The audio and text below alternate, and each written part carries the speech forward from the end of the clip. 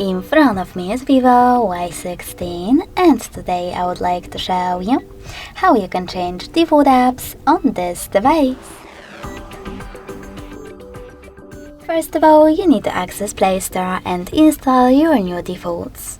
I will go with Opera Mini browser. When your app is ready, go into Settings.